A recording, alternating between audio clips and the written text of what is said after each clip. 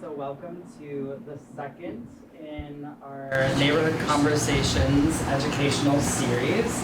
I want to recognize the other folks who have been a part of organizing this, which includes Jess, who's in the back taking notes, Cindy over here, and these two lovelies, Julie and Lisa, who are all part of the planning committee, who's all working behind the scenes to listen to what folks are asking for and try to make these educational opportunities happen in our community. The next one is going to be a training on harm reduction. It'll be on the fourth Thursday in July, probably in the same room if it's as hot as it is right now out there. And for those who don't know, harm reduction is a strategy for reducing harm in our communities. So things that are examples of harm reduction would be wearing a seatbelt while you're driving. That's reducing the harm. Inherently, driving a car is a dangerous thing. If you wear a seatbelt, you have less risk of your own life. In drug treatment, harm reduction is sort of a theory of if we reduce the harm, people may live longer and healthier lives. So if someone is trying to quit smoking, it might be a more achievable goal to go from 2 packs to 1 pack a day, right? That's reducing the harm of smoking, and then maybe we can continue to move down. So it's gonna be a great training. Hopefully you'll be there. Same time, same place. Today, we are super grateful that Joe Strain has donated his time and energy to come and talk to us. Joe is an attorney who lives in the area, practices in the field of criminal defense, but also has a new job doing some more civil stuff, but has a lot of experience in the world of criminal defense and has been prepared with some of the questions that have come out of our previous meetings about how does the criminal legal system work. Why are we seeing this catch and release happen in our community? What do we mean by due process, this word that we keep hearing being thrown around in immigration context, in the context of the criminal system? But he's also, after he shares some of his thoughts and answers to those questions, he's going to take questions from the group as well. So thank you for being here, Joe. Yeah. So I'd like to start off just with a story from my own life. In 2010, I was arrested and charged with a DUI in Delaware County, Ohio. In between college and law school, I had started working in the restaurant and bar industry. And after the bar that I was working at closed, we had a couple drinks. And I left to drive home, and I noticed a light was changing in front of me and sped up a little bit to get through the yellow light rather than the red. Little did I know, a sheriff's deputy was heading the other direction, turned around, got me with his blue lights, and I was arrested. I tried to submit to a breath sample, was told that I was providing an insufficient sample of my breath, and was charged with DUI refusal. Truth is, I may not have been trying that hard. I was fortunate because my family had resources, and so I was able to hire a private attorney, a gentleman who was very well thought of in my community, to represent me. I paid him $4,000 to represent me on a DUI-1, having never been in trouble before. We met once at his house. I noticed the Ferrari sitting in his driveway. And he asked me a bunch of questions about the case, and I never heard from him again. I called probably once or twice a week for a period of 5 months, and never got a response. My first hearing was an arraignment, at which he sent one of his associates, who was 1 year out of law school. Same gentleman showed up to the status conference, which was the second hearing. The attorney that I hired, I heard from the next time when I was at my pretrial conference about 4 months later. At that hearing, we learned for the first time that the police officer who had arrested me had been fired for lying about another traffic stop. So we used that opportunity to plea the case down to a reckless operation, and the state initially wanted a $1,000 fine. I told him I paid you $4,000, lower that fine for me. And he did. He got it down to a $300 fine. And the reason why I tell you this is because, first of all, it's important to recognize the fact that people make mistakes, and you're not defined by the dumbest thing that you've ever done in your life. And the second reason why I tell you this story is because criminal defendants come from all walks of life. I was a college-educated young man who had a bright future in front of him, who's now a licensed attorney. And that may not have happened if I came from a different walk of life. So I bring this story to your awareness for that purpose. I want to lay a few ground rules before we get started. So as a practicing attorney, I have some ethical obligations, one of which is can't tell you about my cases. I appreciate the fact that people find cases interesting, but I am the guardian of many of your neighbors' secrets, and as a result, I'm not able to get into the details of individual cases. I'm happy to talk through hypotheticals, and I'm happy to give you what I think about the law. Second thing, I'm not going to talk about policy. I'm not a lawmaker. I have not been elected to anything, so it's not my job to determine what the policy should be in terms of the criminal justice system in the state of Vermont. The reason why I've been asked here is to help explain to you how the process works, and you may get a little bit of hints in terms of where I think that things don't necessarily work well, but it's not my job to tell you how to fix them. That's somebody else's job. I'm also not a policy expert, so I'm a practicing lawyer. Last thing is, this is not a TED Talk. Feel free to ask questions. Feel free to interrupt with questions. If you have questions about what I'm saying, let's get them out and we can all talk about them. This is part of the conversation series, after all. So Owen provided me with some primer questions. The first one is a doozy, which is, how does the criminal process work in the state of Vermont? I could talk for 3 hours about that. So my thought is to walk through a few things in terms of from the time that an investigation starts all the way up until sentencing in jail. It's a little bit of a different forum than I anticipated we were going to do this in. So I'm not going to do some of the things that I was planning on doing, but I'm going to walk you through. So most of the time, a criminal investigation starts one of two ways. Either a police officer has eyes on somebody who they identify as having committed a violation of the law, or it comes from a report from a civilian witness.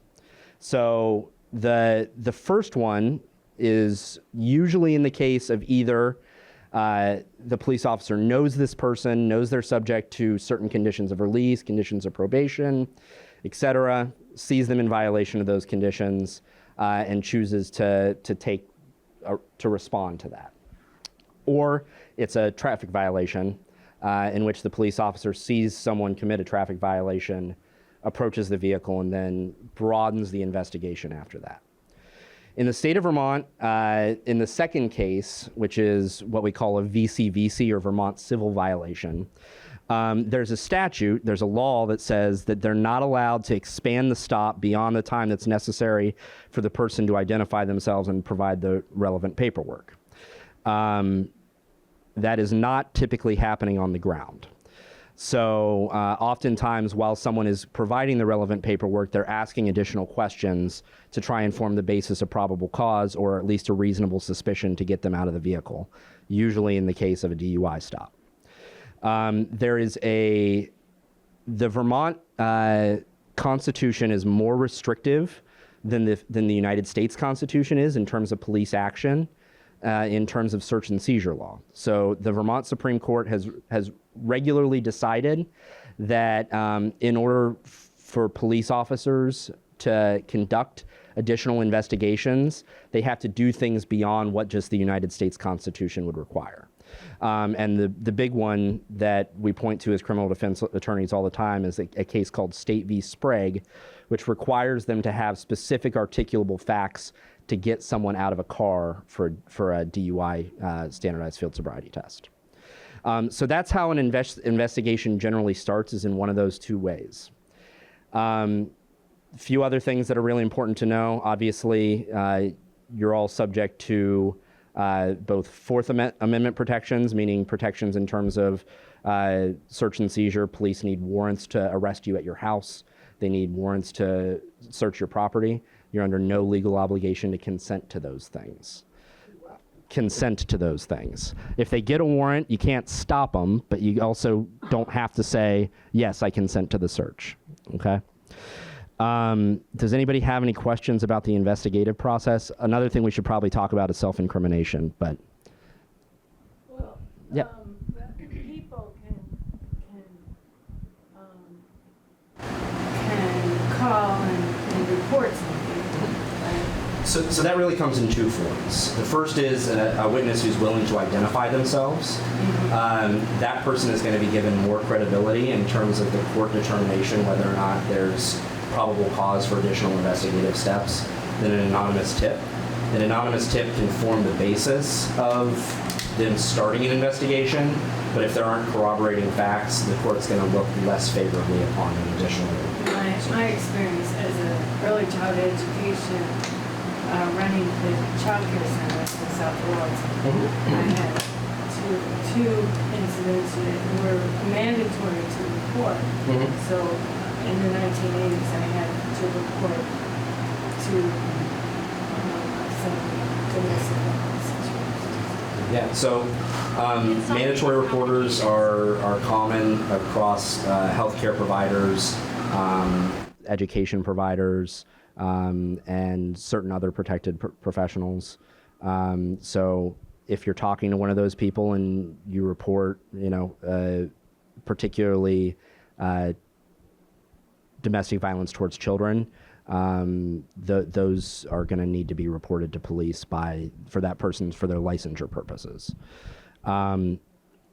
It's also important to talk about self-incrimination. So the right against self-incrimination, you're not required to answer questions from police. They are not required to advise you of your rights to remain silent unless you are under arrest and subject to interrogation. So if you are under arrest and they're trying to ask you questions about the allegations, then they have to read you your rights. Most people from TV think that the moment they put you in handcuffs, they have to read your rights. That is not the case. So in terms of additional steps in the investigative process, does anybody have any questions? Ed. Can I just ask? Dave, I'm sorry. Ask the question, you repeat it for the sake of orca? Absolutely. And then if anybody has any cell phones that are still on, if you could silence them, that'd be awesome.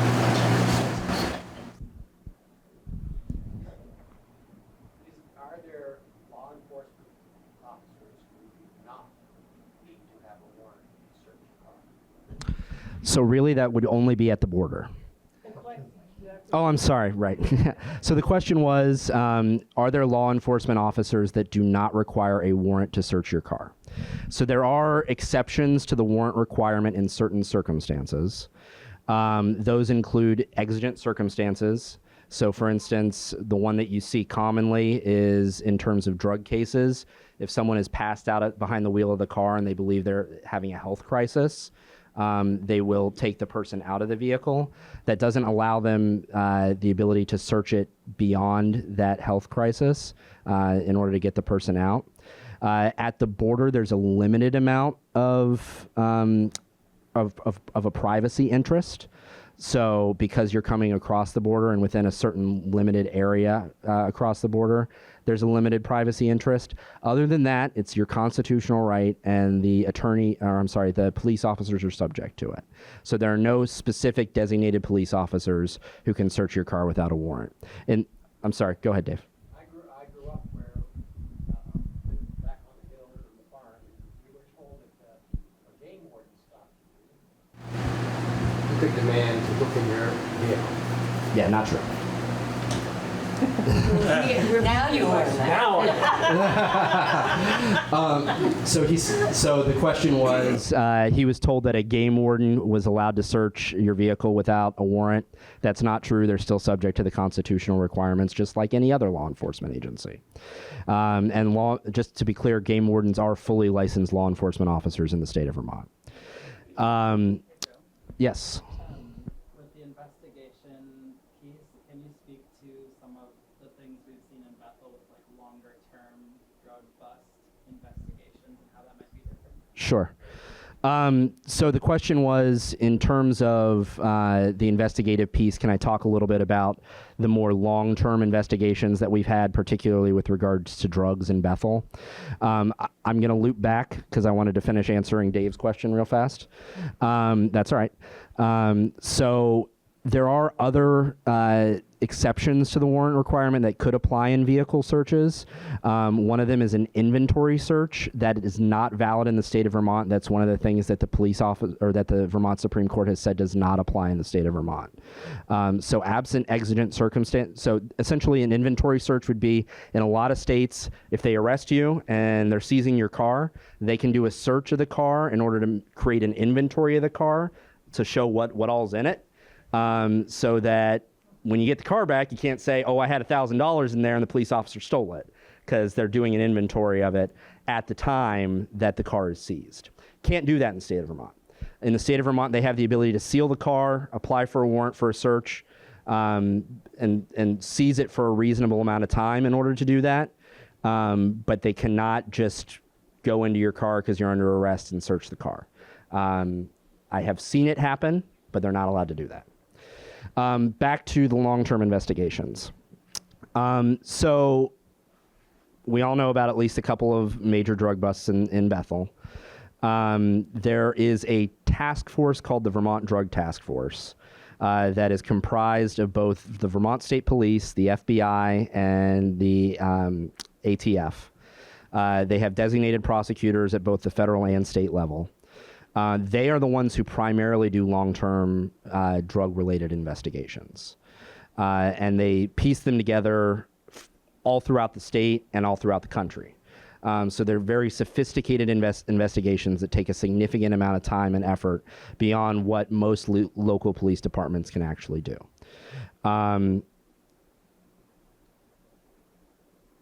That's all I can really say about those two cases. So there are qualified law enforcement officers who are doing significant drug investigations in central Vermont right now. And they are, my understanding is that there was a very significant drug bust in White River Junction over the weekend. I know very little detail about that case other than the fact that it sounds like a very significant amount of drugs and guns were seized. A very significant amount of drugs and guns were seized. The Vermont Drug Task Force. And I'm sorry, give me one moment. The Vermont Drug Task Force, former soon to be retiring Vermont Supreme Court Justice Karen Carroll was the designated prosecutor at one point. They have highly qualified prosecutors and usually secure convictions in the cases that they investigate. Not a hard and fast rule, but they do a very thorough job. Yes. Yeah, the question that I had was about warrants. And you may Yep. be something you want to address later Mm-hmm. today, but I'm wondering whether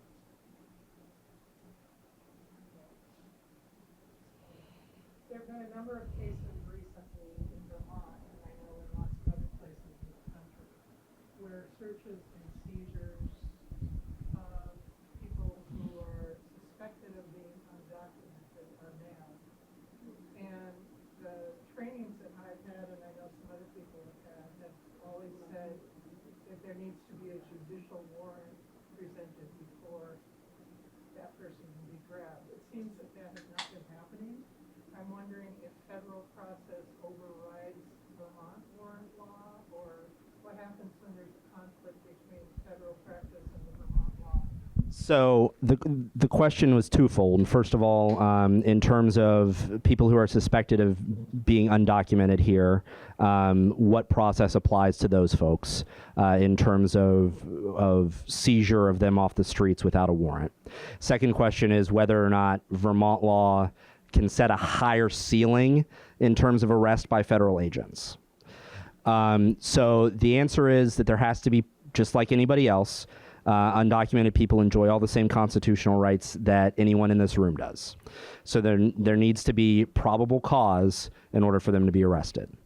That's not to say that they're not arrested without probable cause, but if they are, they're arrested unlawfully.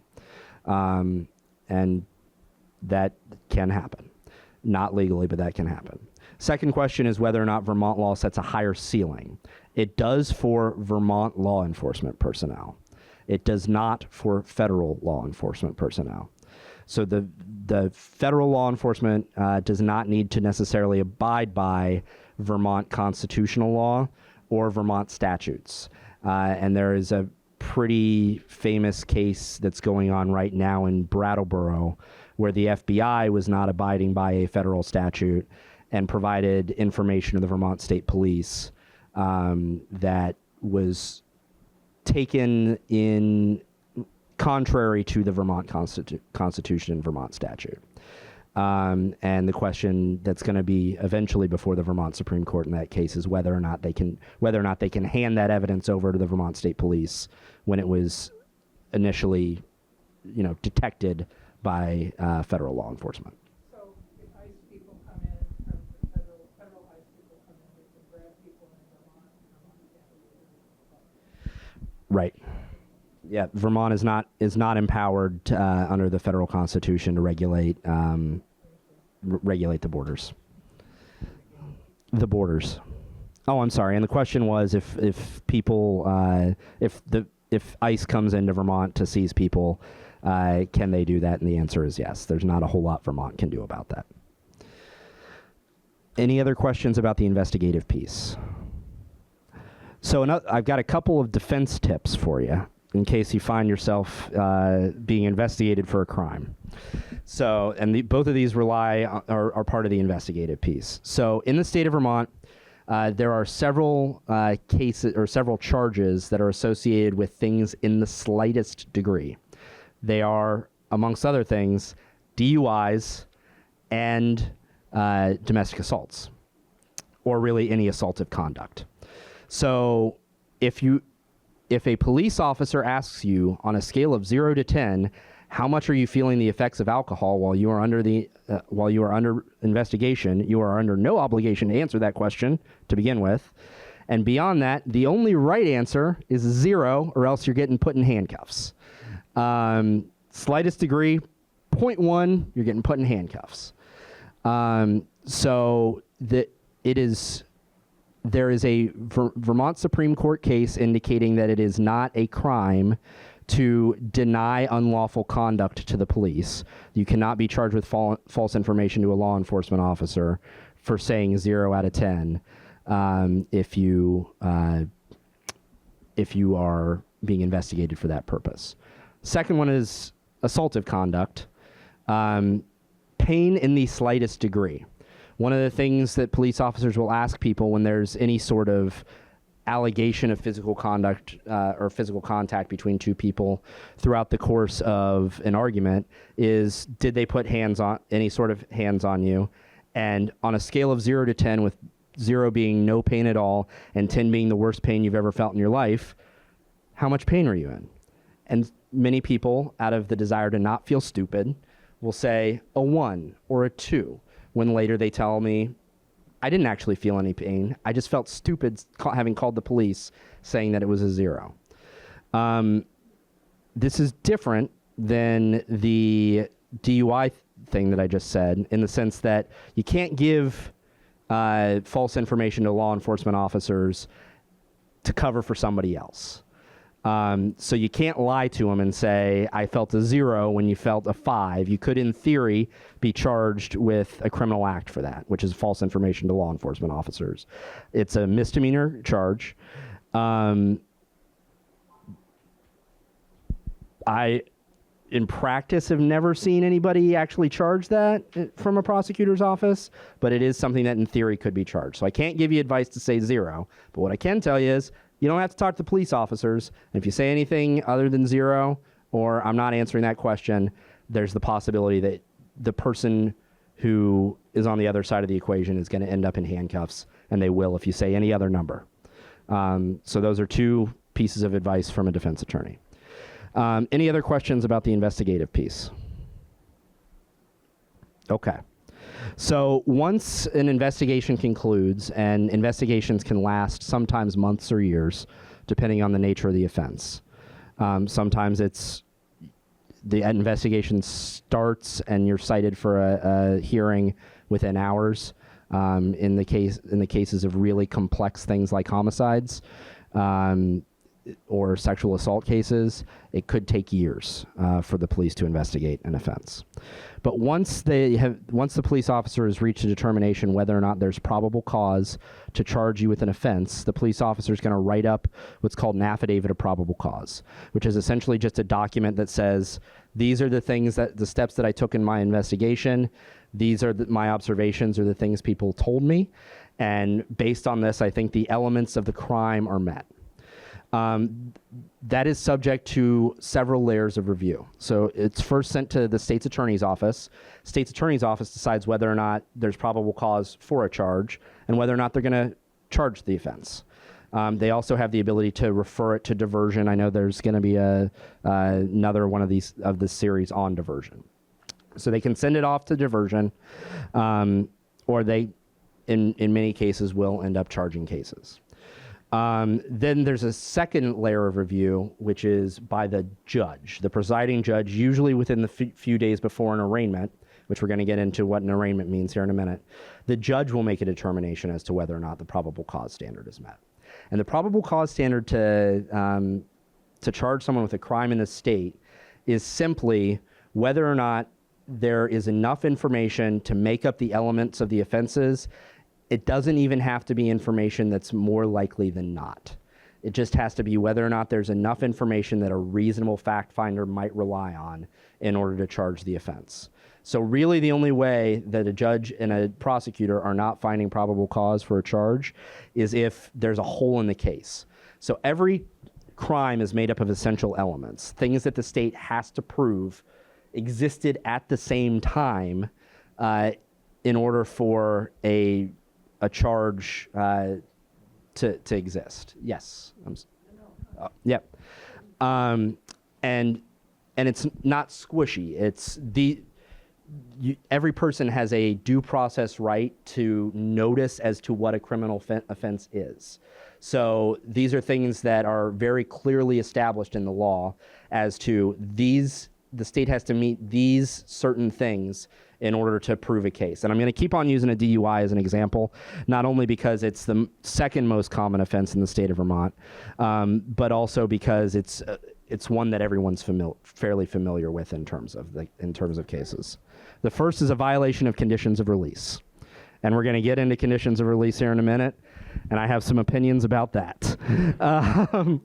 So the elements of a DUI are that a person operated a motor vehicle on a public highway while under the influence of alcohol and while impaired to the slightest degree. There's also a DUI legal limit in which the last section or the last element is changed to above a .08. Many people think that if you're below a .08 that you're not DUI. In the state of Vermont, if it's a 0.1 on the 10-point scale, you are potentially guilty of a DUI. So the state has to prove that each of those elements existed at the same time in order for there to be probable cause for an offense. What if you operated a motor vehicle and then got home and chugged a 6-pack of beer? Can the state prove that? I've had that case, and the answer is probably not. So the state has to prove each of those essential elements, and they have to have enough information that a reasonable person would rely on it in order for there to be probable cause. So at the time that the police officer makes a determination that they have probable cause for an arrest, they issue a citation. That citation is for a future court date called an arraignment. That arraignment is the preliminary hearing in the case, which gets the case started. That's my phone.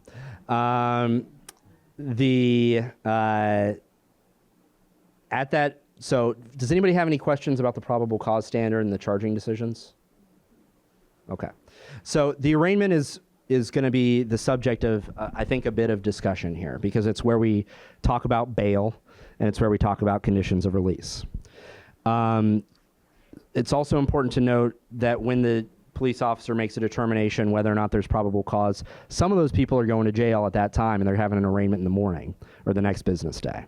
Usually those are cases that involve crimes of violence or people with very significant records that are going to get held overnight.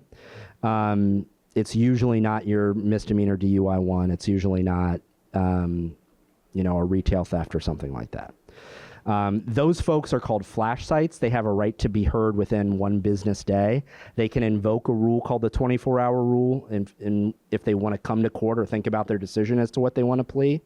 But the arraignment is a very pro forma hearing. It just gets the process started. It's where we enter a person's plea and we talk about bail and conditions. So the state is required to present the defense attorney with the information that they have at that point. Which is usually just the affidavit of probable cause, as well as any supporting documents and criminal background checks, because those are going to be really important in terms of whether or not the person gets out of jail that day. So one of the questions that Owen sent me is about catch and release. And the arraignment is the time where people walk out of the courtroom that maybe some people think they shouldn't. And a lot of that has to do with both the constitutional and statutory scheme in the state of Vermont. So when we're doing arraignment, there's really two things that are at issue. The first thing is whether or not the person is going to have bail imposed. Could also be potentially held without bail in certain circumstances, and I'm going to get into those. And then whether or not conditions of release are going to be imposed and what those are going to look like. And those conditions are kind of the rules of the road while the case is pending to make sure that everybody's safe, both on the street and that the defendant themselves is safe. So Vermont law really treats criminal cases in three buckets. And I'm going to do something that I thought I wasn't going to do, but can I get 3 volunteers? It is Martine, Nancy, and I'm going to take up Owen's time. Can I get you all 3 of you to stand up? I'm going to sneak over here. Are we being identified in the lineup? No, 3 of you are standing up right here. Because I feel like So something not right. You have to get in the middle. so there are. Oh, no.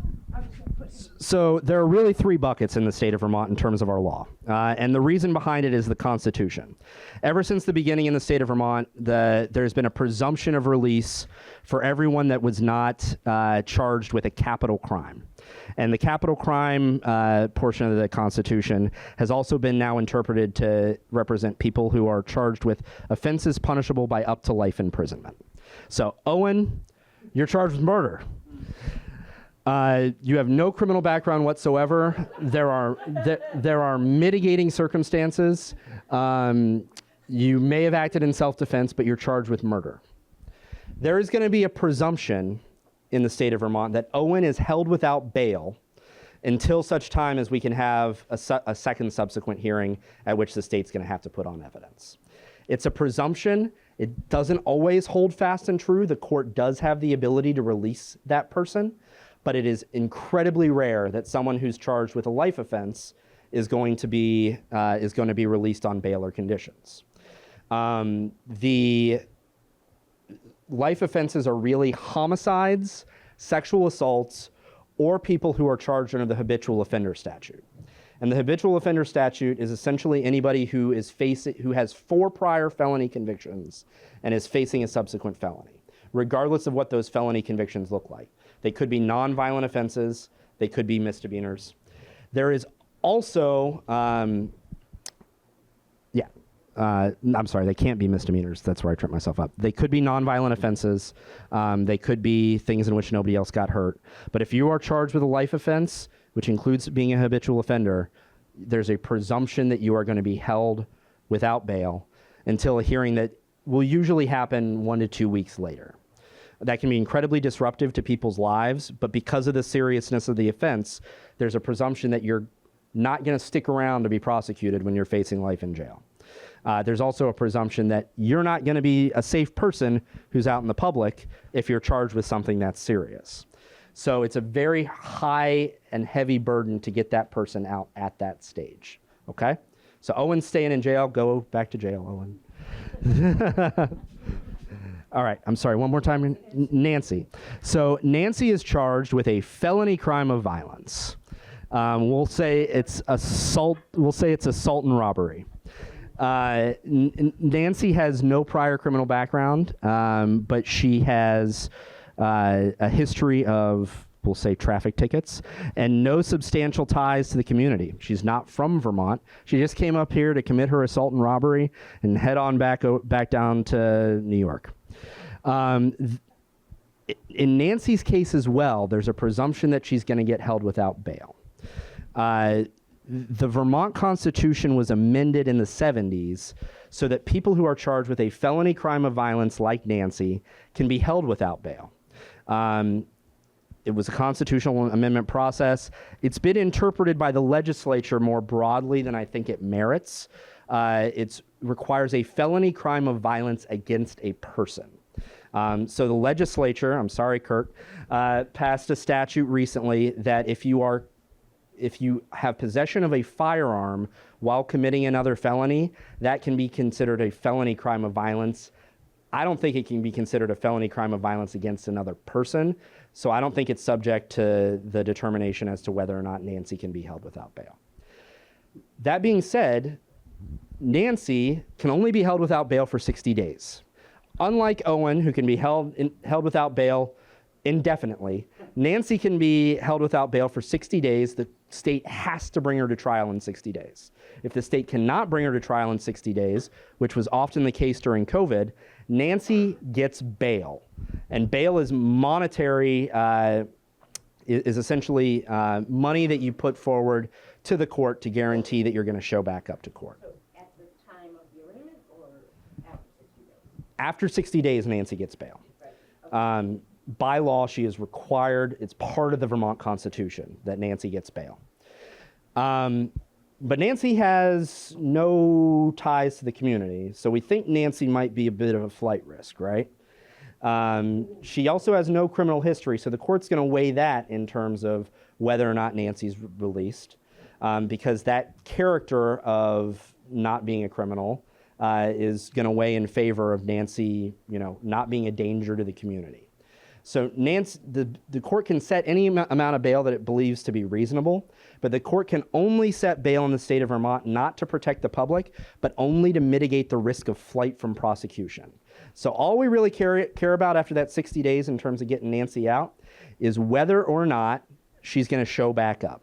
And the court may, in Nancy's case, because she's from out of state, impose bail, but my guess is I'm getting her out on conditions. So you're out on conditions, Nancy, you can go sit down.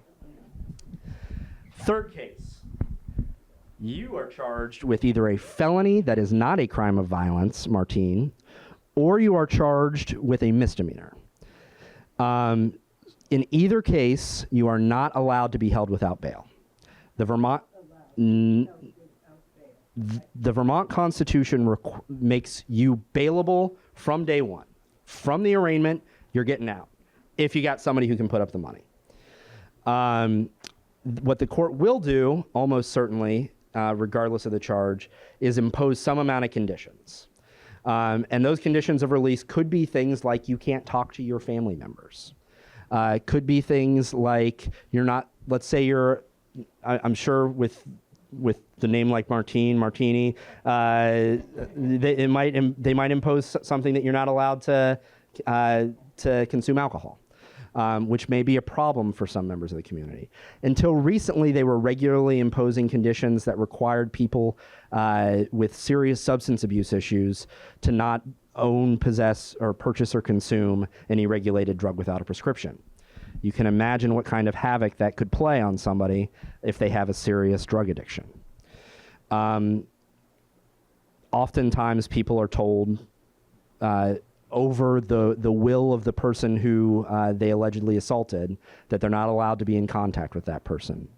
The court will impose those conditions in order to protect the public. But Martine, you're getting out day one if you have somebody who can put up the bail, because that's what the Vermont Constitution requires. And the judge doesn't have the discretion to hold her without bail. The amount of bail depends on the type of charge. So there are some charges that are what are called predicate offenses, and those are offenses that can form, if you're convicted, can form the basis of a heightened penalty. Those cases can be used, they can impose bail in any amount that's required for you to come back to court, but only for that reason. And by the way, Vermont is different in terms of that. The legislature actually did a good job on this one. And throughout many other jurisdictions in the United States, they can hold someone on bail to protect the public. They can't do that in Vermont. It is only for the purposes of making sure you come back to mitigate the risk of flight from prosecution. So you're getting out. Get out. So you get those three different Mhm. options. Mhm. What's the process of bail if it's a domestic violence? So a domestic assault case is a predicate offense. It depends on a number of different things, whether it's charged as a felony. If the person has a prior domestic assault charge, then it's a felony. If the alleged victim, you'll hear me use the word complainant or alleged victim sometimes. We as attorneys, particularly criminal defense attorneys, are trained not to use the word victim. We're actually not allowed to use it in front of a jury in the state of Vermont because it's really an accusation that's up for the jury to determine. And by using that word, you're predetermining that a crime has occurred. So if the alleged victim has an order of protection, so that would be an RFA or potentially conditions of release preventing them from being in contact with them, and then the person commits a crime of domestic assault, that is also a felony crime of violence. And then also it could be, depending on the nature of the crime, of the violent act itself, it could be a felony crime of violence. So if there's an allegation of strangulation, the impairment of any sort of bodily function, or if there's serious bodily injury resulting, then that could raise it to the level of a felony crime of violence, which is going to be our middle case, where the person can be held without bail for up to 60 days. The Nancy case, yes. So that's Nancy's boat. In reality, in terms of many of those cases, the next subsequent hearing is going to be what's called a weight of the evidence hearing. And that's where the state is going to have to put on evidence to demonstrate that that first of all, there's that the evidence of guilt is great, and that's a legal standard, which essentially is just like the probable cause standard that I talked about. It sounds like it's a really high legal standard to hold someone in jail, but it's essentially whether or not each of those essential elements are met based on affidavit or based on live testimony. Sworn statements have to be sworn statements, which is a little bit higher than the probable cause standard because the probable cause standard can be based on hearsay. So they can be held without bail until that preliminary hearing, at which they have to demonstrate that the evidence of guilt is great, that they're charged with a felony crime of violence, and that no condition or combination of conditions can reasonably protect the public. And that's where a good defense attorney with the right defendant can usually make a case for someone to get out of jail. Because if they have a demonstrated record of complying with court orders, there's going to be a presumption that they're going to abide by the conditions of release that the court will craft, which could include things like a 24-hour curfew. So they'll be, stuck at home moving forward. Denise. Are all domestic violence cases felonies or some misdemeanors? No, many of them are misdemeanors. They are most commonly misdemeanors. And most of the time, the first one is going to be charged as a misdemeanor unless there's one of those aggravating factors that I talked about. What does a misdemeanor mean? Good question. So a misdemeanor is any crime that is punishable by less than 2 years in prison. So if there's a max number above 2 years, then it's a felony. There are no grades of misdemeanors and felonies in the state of Vermont. There are no classes. In New Hampshire, they have classes, but in Vermont, it's a felony or it's. The Sentencing Commission has thought about changing that, though. Gene. Emotional abuse. Is that assault? It would not be considered assault under the Vermont statutes. It could be considered abuse under the relief from abuse statutes. That definition was broadened, I think, in the past year or two, to include things like isolating people from family members and prolonged emotional abuse. So not considered assault, could make up the basis of other potential charges depending on the nature of the conduct, but not assaultive. Yeah. Owen.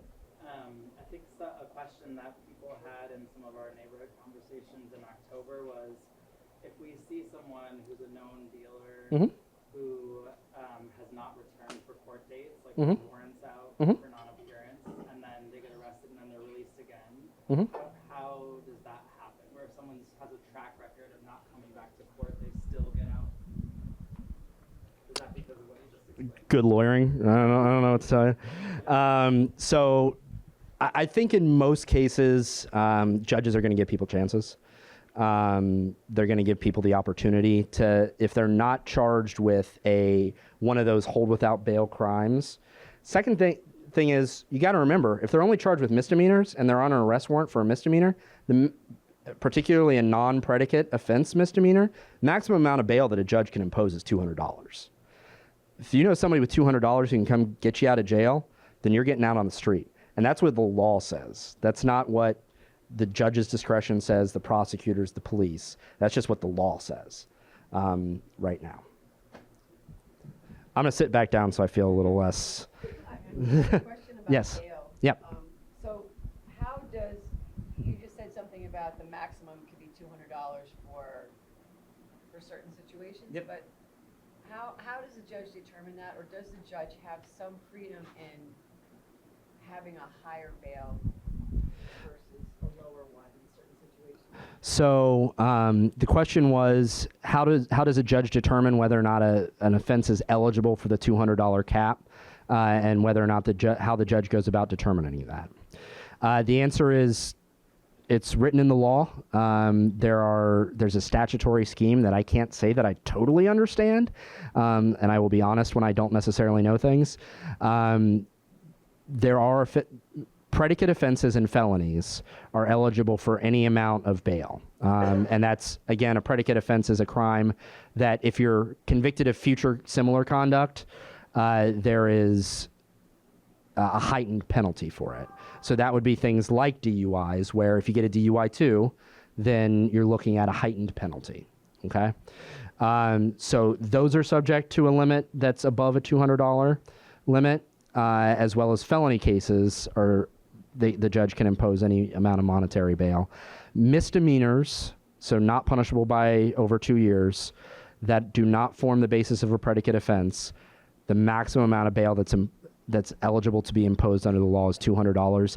I think with some limited exceptions. I don't know if you know the answer to that. Has that number been the same for a long, long time? No, I think that's actually a fairly recent development. I believe that happened in, I want to say like 2017. And there's been some discussion of rolling that back. Rolling the limit back, or like just getting rid of the $200 bail? Either, well, I'm sure there's been discussion of both. There's kind of there was a general consensus a few years ago that people shouldn't be jailed because they don't have the money to get out of jail. So when I said I wasn't going to talk about policy, but that being said, I think there's also a fair amount of pushback at this point particularly in certain communities where they've observed this catch and release phenomenon. There's been a certain amount of pushback from members of those communities in terms of these people, getting right back out on the street the next day. So I think it goes both ways in terms of the discussion. Okay. Gene. What you're saying is that the catch and release is not necessarily related to backlog in the legal system. Correct. I would say that it has very little to do with backlog in the legal system. I will say that there are a significant number of pretrial detainees in the state of Vermont that does have to do with the backlog in the legal system. Well, I guess this is the way that you could tie it to it. There are a significant number of pretrial detainees in those first two buckets, either the felony crimes of violence or people punishable by life imprisonment, that are taking up beds in correctional facilities. And as a result of those people taking up beds, there's kind of a hesitancy to continue to overload the Department of Corrections in terms of people who are committing low-level misdemeanors being incarcerated as a result of stealing food from the co-op. Okay? So that's kind of the catch and release and the bail and conditions portion of the process. Does anybody else have any questions about that? No. Yes. Yep. I'm just thinking about situations where people have been, or maybe a certain characters in our town have been arrested multiple times for drug possession. So it's not a one-off, it's multiple times, yet they're constantly released. Does not this situation ramp them up to reasons to hold them longer or to have a higher bail? Or So one of the factors that the court looks at in terms of, I'm sorry, yeah, I got to get used to that. The question was whether or not people who have been released multiple times and have multiple pending charges, whether or not those charges mounting is something that can cause a higher bail number, essentially. So one of the factors that the court can look to in order to determine that risk of flight from prosecution factor, all those factors are laid out in a statute called 13 VSA 7554, and they look at the character of the accused as well as the number of charges. And I think that weighs in terms of both of those factors. So if you're picking up a bunch of charges, picking up more charges, picking up more charges, picking up more charges, that speaks to both the character of the accused as well as their risk of flight, because as you're picking up more charges, there's a higher likelihood of incarceration once you're convicted. And many judges, once that starts happening over and over again, will use that as the opportunity to either impose some amount of monetary bail or impose an amount that's going to really sort of ratchet down the behavior, which probably isn't legal because, again, monetary bail is only allowed to be imposed for the purposes of mitigating the risk of flight from prosecution. It's not to hold somebody in jail so that they can sit there until they're convicted. It's just to make sure that it's the amount of money that's required for them to come back to court. Yeah, I guess I never thought of it this way, that every time somebody gets caught and released, they have an indictment against them and things are mounting, and at some point in the future they're going to have a court hearing. Yes. Right? And then there'll be, then something will come of that.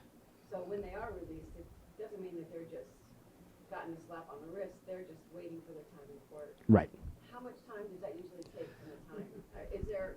That's where we're going next. That's a bad thing. And is it a cap on bail when you've got mounting charges? Is there a cap on that? They can impose it consecutively, meaning that they could impose it for each case. They could impose $200 for each case. In reality, that doesn't happen very often, but they could, in theory, do that. Also important to know is that while we do have the constitutional right to bail in the state of Vermont, there is a statute that allows for that to be revoked if you're doing things like obstructing justice or doing crazy stuff on the certain crazy things on the outside. Just violating your conditions of release is not enough. Just talking to your alleged victim isn't not enough. But if you are obstructing the judicial process, the court has the inherent authority to throw you back in jail. So if you're out there busy, harassing witnesses and threatening people, they can put you back in jail, and that's going to be a hold without bail, just like you were punishable by up to life in prison. Denise. So some of the cases in town the last several months, some of them had $25,000 bail. Do Mhm. they have to come up with $25,000 bail, or is it like a bond where it's 10%? That's where I get a little Yeah. wondering. How can it possibly be private? So, well, let me repeat the question first. So the first question is people who have bail imposed, do they have to come up with the whole number? And the example was 25,000. The question is, how could it possibly be 25,000 under the circumstances that I named? I'm going to deal with the second question first. So the second question, remember, there are cases that are not limited by the $200 limit. The predicate offenses subsequent offenses are punishable by additional punishment don't fall under the $200 limit, and felonies don't fall under the $200 limit. So if you're charged with a felony drug possession case, then they could impose whatever amount of bail that the judge thinks, based on the argument of the attorneys and the evidence presented to them, is going to be the number that's required to get you back to court. So that number could be, I've seen cases where they've imposed bail in the six-figure range. And usually those are incredibly serious cases, but it's within the statutory and constitutional framework that they can do that. Second question is from Denise. Do they have to come up with that $25,000? The answer is no. There are bail bondsmen who will, if you put up 10%, bail bondsman keeps the 10%, but they're going to put up the rest of it for you. And I've seen it before, if you skedaddle, they're going to come find you because they want their bail money back. It's not quite Dog the Bounty Hunter, but I've seen things that are not terribly far off. So that is the short answer is yes. There are also, some judges will impose an unsecured appearance bond, which is essentially I promise to come back to court, and if I don't come back to court, I'm going to owe you $25,000. The judges that do that are fairly rare, but they really those judges really take the economic circumstances of the individual into account and think you shouldn't be in jail because you can't come up with the money necessary to get out of jail. And that's in their discretion to do that. Okay. Owen, did I see a hand? Yeah. My question is, so if we have this example of someone who has multiple drug arrests, for example, and the catch and release is happening, why is so there's the one arrest, they're released, the next arrest is also another drug possession or drug sale. Why is that possession of a substance not a violation of their conditions of release, which would put them back in jail? Well, so in the past, it almost certainly would be. Yep. Why if someone is out on bail for drug possession, if they get a subsequent drug possession, why is that not a violation of conditions of release that would allow the court to impose additional bail, or potentially, depending on the circumstances, to hold them without bail? The judiciary recently produced a document that is the sort of model conditions of release. It was revised through a committee, I want to say like a year and a half ago, and they intentionally struck the purchase, possess, or consume regulated drugs without a prescription condition because of the reason that I mentioned earlier, that it's incredibly problematic for people who have significant substance abuse issues or substance abuse dependency to just suddenly have this condition where they're not allowed to, where it's a hard stop on that. Certain prosecutors' offices will still request it. The Windsor County Prosecutor's Office still requests it on a regular basis, and it's still imposed on a regular basis. I think there's a tendency, both within the judiciary as well as within the bar, to not want to put people in jail for that reason, for having serious substance abuse issues and not being able to quit cold turkey. I think a lot of us have recognized that it's a serious public health crisis. I'm sorry, that it's a serious public health crisis, and as a result, have come to the conclusion that while there may be reasons to put people in jail, that's probably not a great one. Yes? Not to get into a particular case with you, but I'm just curious. Our neighborhood drug dealer has been in jail now for quite a while. Is he getting help? Are you in East Bethel? No, North Main. Okay.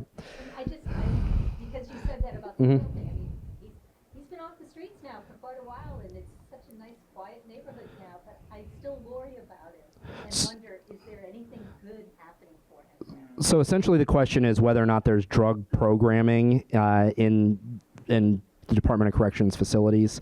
Not meaningfully. There is medically assisted treatment. So they have access, if they're already on methadone, they have access to methadone, and that's actually cannot be administered on site, so they have to be transported to a methadone clinic. If they were not previously on methadone, they have the ability to get Suboxone. And medically assisted treatment essentially does anybody not know what medically assisted treatment is? I see no hands. Okay, then I won't waste time on it. So they have the ability to get medically assisted treatment. There is Narcotics Anonymous and Alcoholics Anonymous in the facilities, but there's not meaningful drug counseling. And this is kind of a little off topic too. How easy is it to get the drugs in jail? Tough telling, not knowing. The question was, how easy is it to get the drugs in jail? I think I've seen one case get charged of somebody actually getting caught transporting drugs into the jail. It's not a super common charge. It is a crime, but it's not super common. I don't know how much of that is them just not catching people. So I don't know the answer to that. Yes? Is there a statutory definition of habitual offender? Yes. And how are those adjudicated? Do they go through the whole process again? So the question was, is there a statutory definition of habitual offender, and how does that get adjudicated? Do they have to go through the whole process of essentially convicting them of those prior felonies again?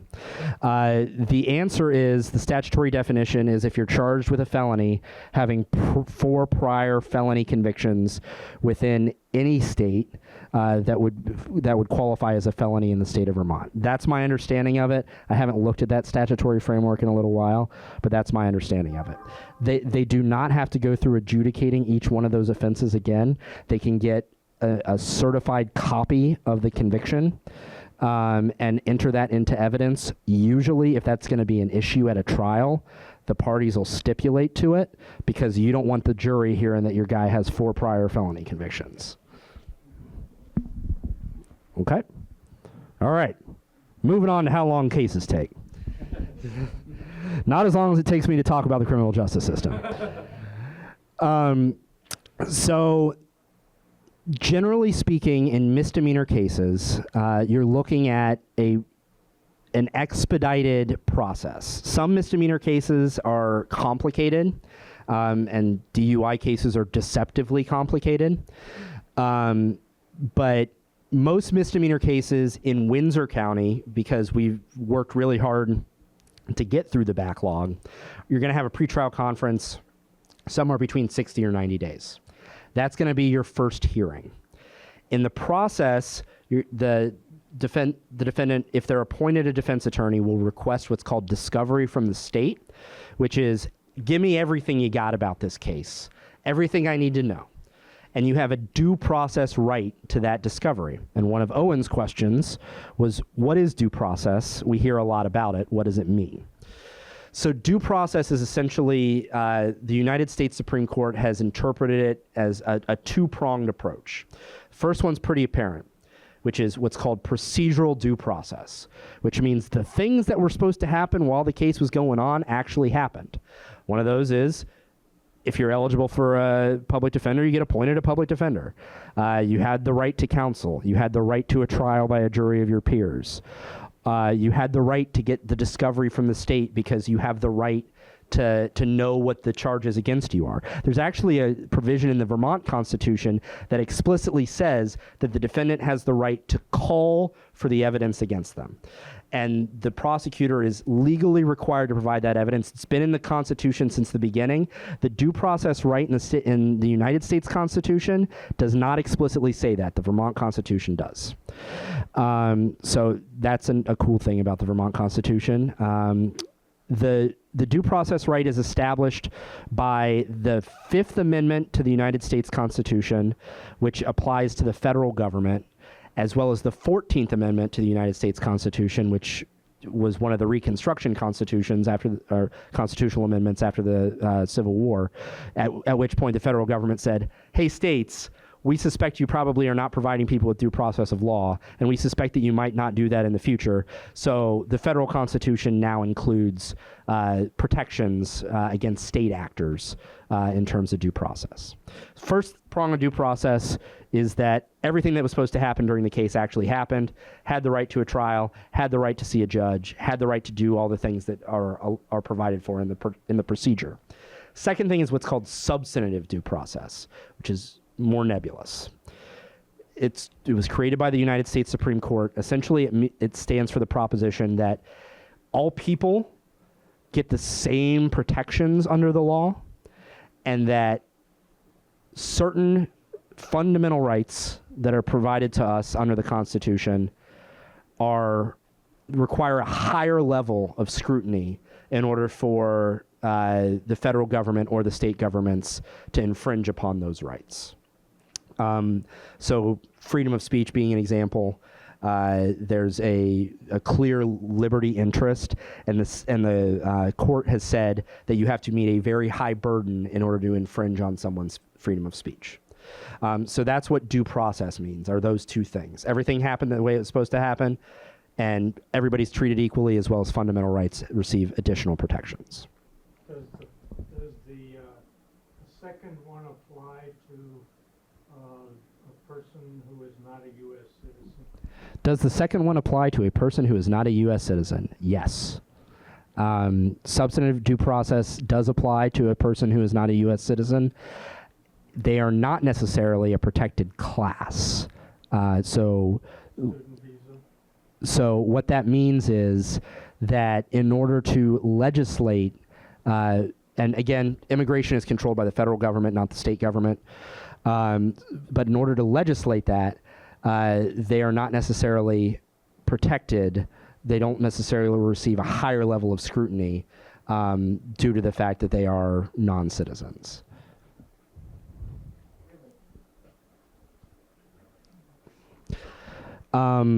Okay, so that's the due process. We're still talking, believe it or not, about how long a case takes. So the prosecutor provides all the information that's necessary in order for the defense attorney to defend the case, and then the defense attorney will analyze that, meet with the client. They are required ethically to do that, to meet with the client regularly and provide them with updates in terms of what the case is, what is happening in the case. In a misdemeanor case, the first hearing will usually be a pretrial conference in Windsor County. Previously in Windsor County, there was a hearing called a calendar call that was totally useless. Essentially, it was an opportunity for the parties to come together and see if they could reach an agreement. And almost always, the parties came together. Nobody had gone through their discovery yet. And they talk about what the next thing that should happen is, and they kick the can down the road. So the court, I don't know if you all know, the White River Junction Courthouse is under construction right now. When the court moved to Woodstock, the court decided that they did not have the court time to provide for that useless hearing. And oftentimes, criminal defendants who didn't show up were getting a warrant for not showing up to this useless hearing where they didn't even show up before a judge. So the court decided to no longer do that and simply set pretrial conferences. Pretrial conference is essentially a status conference before the court where you tell the court one of three things. Either we have a plea agreement, this is going to be a trial, or we need more time. That is usually going to be anywhere from 60 to 90 days. The court will weigh its calendar to determine whether or not, if you ask for a trial, whether or not they're going to have enough time to try that case on that particular day. Windsor County, there's almost always more court time than they need. A relatively few number of cases go to trial in Windsor County. Those that do are usually serious cases that can't be worked out by the parties because there's simply no factual agreement in terms of what happened in the case. Which, that's why a trial exists. So that's in terms of misdemeanors. Felony cases, there's going to be a status conference in about 60 days. And at that status conference, the parties are going to work out what's called a felony scheduling order, at which it's going to set deadlines for how things are going to happen in the case. There's a due process right in the state of Vermont to depositions in felony cases. So you can put every single witness in the case under oath, ask them questions about the case, and find out what's going to come out at trial in a felony case. Limited right to depositions in misdemeanor cases doesn't necessarily happen very often in misdemeanor cases. But in felony cases, the defendants get that as a matter of right.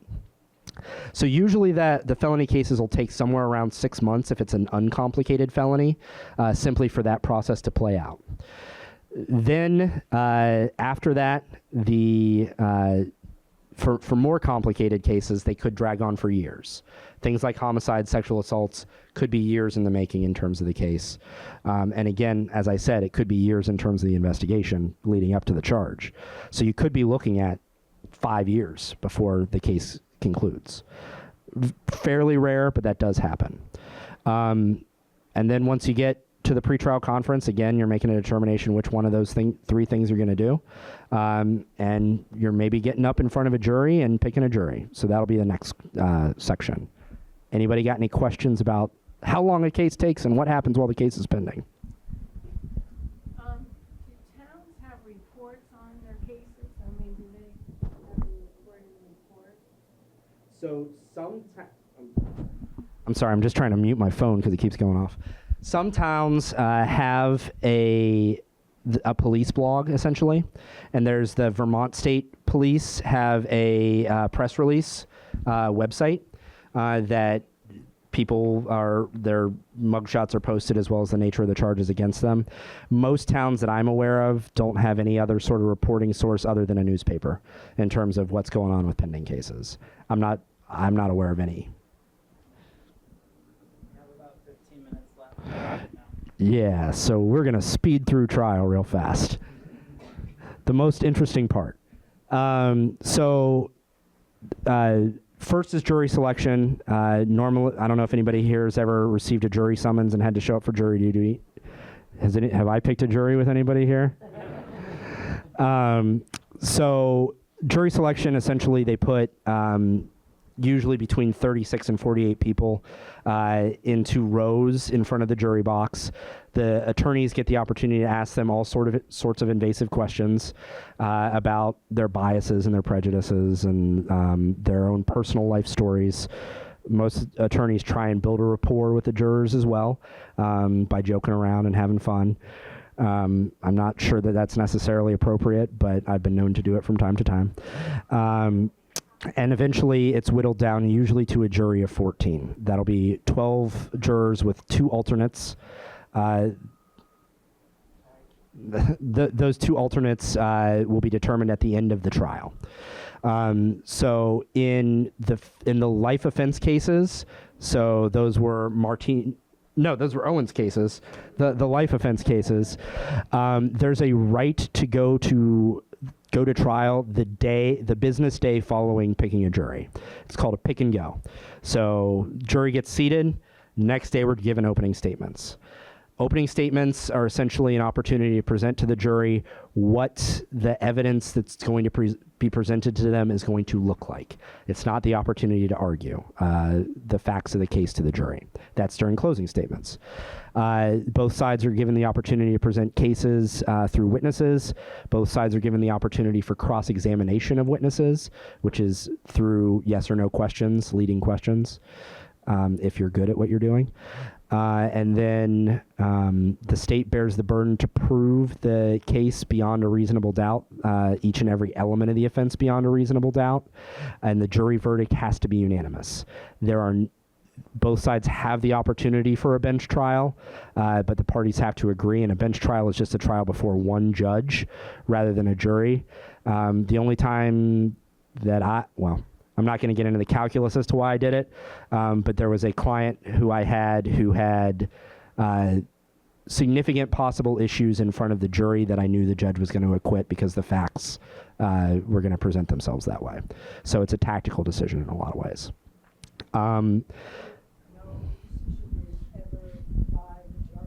No, not in a criminal case. In certain contexts, in civil cases, I believe it can be by majority. I haven't had a civil trial yet, though, because, I just moved to a civil defense firm, so that day's coming soon. And then, obviously, if a person is convicted, if a person is acquitted, they're acquitted. Unless there's a legal issue. No, if a person is acquitted, they're acquitted. They're free to go. Charge can never come back for double jeopardy reasons. If a person is convicted, then they have the right to appeal to the Vermont Supreme Court on any issue that's preserved below, meaning it has to be an issue that was raised and argued at the trial court level. And then the Vermont Supreme Court gets to make a decision by a majority, not by the full bench. All right, questions about trials? Your guess, what's the percentage of convictions by plea versus a trial in Vermont? Convictions by plea probably make up 95+% of cases. The trials are very rare. Trials are very, very rare. If someone is convicted of, I assume, a misdemeanor, what is the process by which that conviction can be expunged, if it can? And how often does that happen? So the expungement statutes are fairly clunky. They require, there are sort of tiers of analysis involving whether or not a person's been convicted of a subsequent crime. There are only certain qualifying offenses that qualify for expungement. And so it's a more complicated question than I think we probably have time for at this point, given my proclivity to talk and talk. Any other questions about trial? Yes. I was curious about the jury thing. You were saying about jury. I got called once in my lifetime. Didn't have to serve on a jury, but I got called, played cards and stuff. My husband's never been called. I was talking to a friend last week who has done jury duty 4 times. How does this happen? I don't know. I don't know. The judiciary makes up a list somehow. So, yeah, I don't have a good answer for that one. The question was, how does the jury pool get created? And I don't know the answer. In my mother's day, women were allowed to refuse jury duty because they were a woman. Is that still an acceptable reason to not serve? The question is, can you refuse jury duty because you're a woman? The answer is no.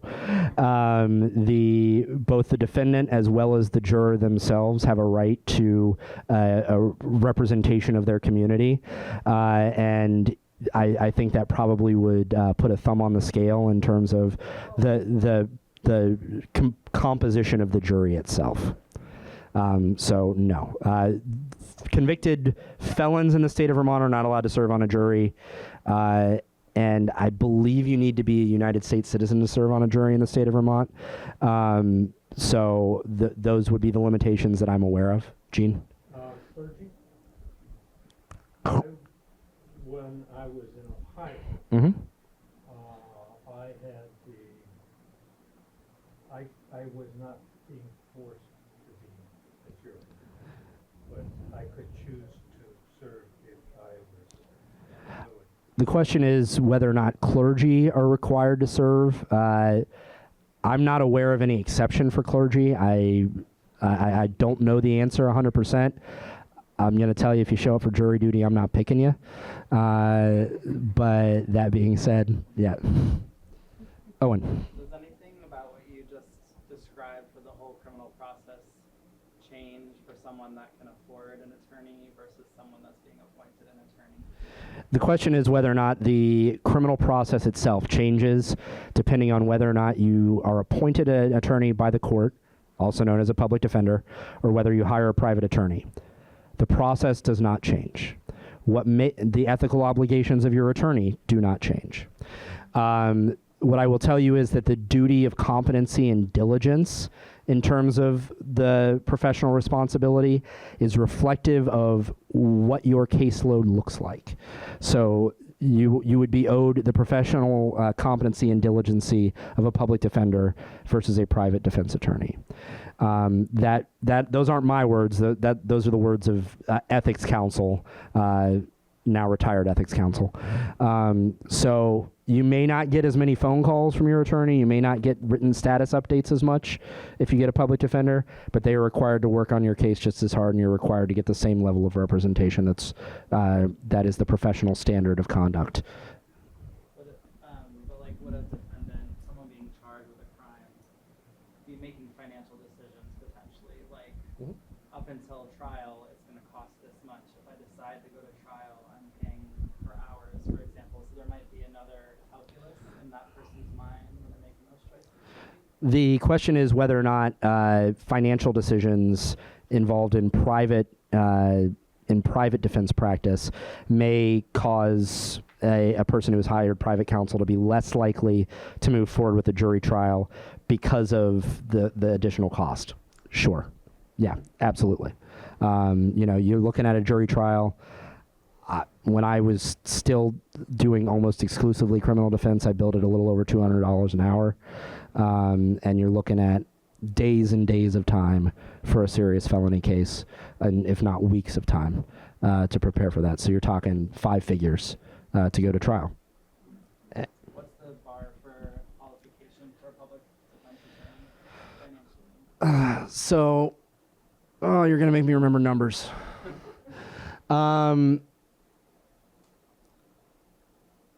So first of all, it has to be an offense that the state is seeking a punishment that is either involves incarceration or more than $1,000 fine. Otherwise, you don't qualify under the Public Defender Act. Some judges will still appoint if there are interesting legal issues because they think I can't say no. So some judges will still appoint. I want to say it's like 75% of the federal poverty. No, I think it's like 125% of the federal poverty line is the qualification for public defender services. There's what purports to be an affidavit that people who are applying for public defender services have to fill out. It's not an affidavit. They don't swear to it. It's not an affidavit under the law. Leave it to the judiciary to screw that up. But yeah, so they fill out this application, and a judicial law clerk essentially makes a determination whether or not they qualify for public defender services. All right, last thing, and I'll let you out of here. I'm happy to stay after and talk out on the curb if we need to, is sentencing. So the last thing that'll happen in terms of a criminal case is a person will be sentenced to an offense if they're convicted. That sentence can take a few different forms. The first is a fine. Y'all get that. Just because someone gets a fine doesn't mean that there aren't other potential collateral consequences of a conviction. A lot of those look like things like if you're convicted of a DUI, your license gets suspended. If you're convicted of a domestic assault, you lose your ability to own or possess firearms for the rest of your life. So that's category number one. Also, if you're an undocumented immigrant, or if you're someone who's on certain statuses, being convicted of a crime could involve deportation, which is what we're seeing in some cases, although obviously not all cases. So those are all things that could be associated even with a fine. Next sort of bucket of sentences are suspended sentences. So those are sentences where a person's sentenced to probation. By far and away, the most common sentence in Windsor County is a probationary sentence. That means that someone's placed on conditions by the judge That person has a probation officer who's going to have some amount of supervision over them. Usually it depends on the person's criminal background as well as the nature of the offense that they've been convicted of. For a set period of time, they're going to be on that probation. And by statute, certain offenses, if they do everything that they're required to do, can get off at the halfway point if they've done everything that they need to do. Incentivizes people doing what they're supposed to do, and obviously lightens the caseload in terms of the Department of Corrections. They're placed on conditions and out there in the public. If they violate their probation, they come back to court. There's not a presumption necessarily of them getting out, depending on what they were convicted of. That's the fourth bucket of these people who I had stand up or violation of probation cases, because those folks, in many cases, are not getting out of jail until the violation of probation is resolved, because they don't have the same liberty interest because they've already been sentenced for a crime. So that person, those are violations of probation. Or I'm sorry, those are probationers or probation sentences. And there will be an underlying sentence that's also imposed. So you're imposed to 1 to 3 years, all suspended for 3 years. And what that means is you're not going to spend time in jail right now, but if you screw up on the street, then you're facing 1 to 3 years sitting in a facility. Last bucket is what's called a to-serve sentence or a furlough sentence. In the state of Vermont, I believe with the exception of life offenses, the judge is required to provide a range, which incentivizes people from, if they're in the facility, to do the things they need to do to get out of the facility. So in that example of 1 to 3 years, that person could spend 1 year in jail and then be eligible to get out on the street. Or they could, if they don't do everything that they're required to do in the facility, or if they're staffed, and by that I mean analyzed by trained Department of Corrections caseworkers to present a significant risk on the street, then they could end up in there for 3 years. So the Department of Corrections has a whole lot of discretion in terms of those cases. There's a program called furlough, in which you're technically still serving a jail sentence, but you're on the street. And there's parole, which people are probably more familiar, which you're still serving a sentence, but you're on the street. Either way, you're subject to no court proceedings if you're picked up on a violation. They take you off to jail. You're sitting there until someone makes the decision to release you again. And so those are the 3 buckets of incarcerative sentences. Anybody have any questions about those? All right. That was pretty thorough. I'm happy to answer any additional questions anybody may have.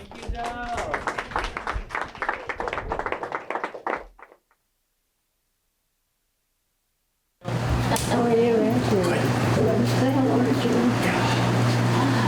You have a question? I do. Dave. I was part of what I read here tonight was, what can I do to protect myself? I'm yes, older, I live alone. Yep. I'm not the only one here. Yep. And I live very close to offenders that were, I witnessed, they're not, they're right behind. Yep. So, what can I do to make sure that I'm not harmed? Worker, are you still recording? Signing us in. So the question was, Self-defense, what can you do so that you're not harmed? So there's 2 different categories in terms of this. There's defense of a human being, whether it be yourself or others, and there's defense of property. So either way, it's judged on the reasonable person standard. For I know at least one other person who attended law school here. The term reasonable does way too much work in the law. And so the reasonable person standard is what self-defense is judged by. There is no duty to retreat in the state of Vermont, but there is a duty to only administer the amount of force that's reasonable to protect yourself or protect your property or protect others. There's also a defense of others defense. So in defense of a human being case, you're allowed to administer lethal force if it's the force that's necessary to defend a human being. Lethal force or potentially lethal force. If it's defensive property, and unfortunately that includes animals in the state of Vermont, you are not allowed to use lethal force in the defense of property. I wish I could give you a more clear-cut answer, but I think realistically speaking, in terms of self-defense cases, it will almost always be a jury issue. So a jury's going to have to make the determination whether or not you use the amount of force reasonable under the totality of circumstances in the situation. So there is no answer really. That's the best answer I can give you. Can I just add, so if someone is coming into my home Mm-hmm. to harm me or rob me, or I think they're going to just come through the door, Mm-hmm. I'm shooting away? You can use the amount of force that's reasonable under the circumstances, and Can stop them? Why don't you come back? and that means that if somebody's coming towards you and you are in a reasonable fear for your life, Orca, you can shoot that person, in my opinion. If you are in a reasonable fear for your life or the life of others, you can shoot that person. But a jury's going to determine whether or not that was reasonable. But if I'm there alone, like you're saying, that's pretty reasonable, to me. To defend myself at night or whatever. I've seen people in my yard. So Yep. They didn't come to the door, thank God. Yep. But in every case, likely to go to a jury. I'm not aware of any case. We didn't even talk about motion practice. I'm not aware of any case where a motion to dismiss was granted on the grounds of defense of self or defense of others. It will almost always be a trial and be a question for the jury. Now, in the process of plea negotiations, the prosecutor is going to take that in mind, and the prosecutor may take it in mind in the decision whether or not to charge the offense in the first place. But I think it's always a jury trial. There's no clearly established standard in Vermont that I'm aware of as to what amount of force is necessary. It's just the word reasonable, you doing a ton of work. Gene. Pointing a weapon at a person is a show of force. Yep. And if then the person comes at you, that's a different. Yep. Well, I mean, if you point a weapon at someone, that is a display of force. It's a show of force. And if that person continues towards you, I would say it's a reasonable. Okay. Well, then I gave you the answer you were looking for. Based on interpretation, based on the sanity, quote, sanity of the individual and the circumstances as described. Well, sanity is also a legal standard that we didn't get into, but there really isn't. So they're both affirmative defenses, meaning things that the state needs to disprove by a preponderance of the evidence. Some prosecutors will tell you that the defense needs to prove it, but that's not the case. The state needs to prove it by a preponderance of the evidence. And it's going to be up to the jury to make a determination. All right. Thank you. You're welcome. Thank you.